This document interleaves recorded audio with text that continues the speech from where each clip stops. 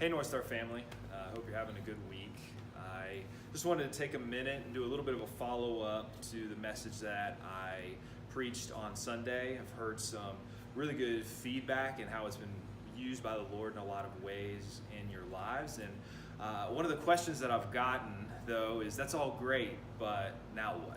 What do we do now? We still have this decision to make. We still have something that we need to do, some plan that we need to make, and how do we do that without making a decision out of fear and seeking the Lord in that decision?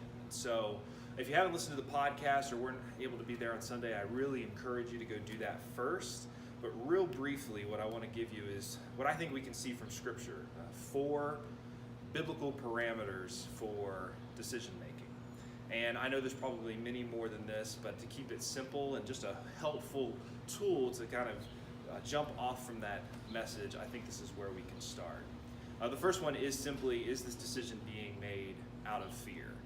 If this is a fearful decision that you're not seeking the Lord in and it's completely simply based off your circumstances, then I think we can pretty clearly see from Scripture that that's not a biblical decision. We see that in Matthew 6, where Jesus commands us not to be anxious. So that's one. If it's a fearful decision, I think we need to see that as a parameter for decision making. The second one would simply be, is this decision being made out of arrogance? Is this my plan for my life? I'm taking it over. And as we see in James 4, that's sinful. To boast in that way is sinful. So is this decision being made out of pride? And then thirdly, is this consistent with who God has made me to be? We see this in a couple of places in Scripture, like Romans 9, 1 Corinthians 12. We've all been gifted and talented in different areas.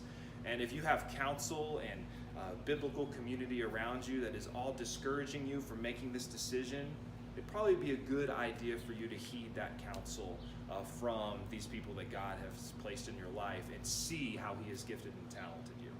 And then the last one is simply, is this decision aiding in your sanctification, or is it tearing down your sanctification? I read that passage on Sunday morning, Romans 8, talking about how our goal as Christians is to be conformed to the image of Christ. And so any decision we make, whether it's in work or relationships or where we move, what we do in school, if it is not causing us to become more like Christ, we need to seriously consider whether this is the direction that the Lord wants us to go.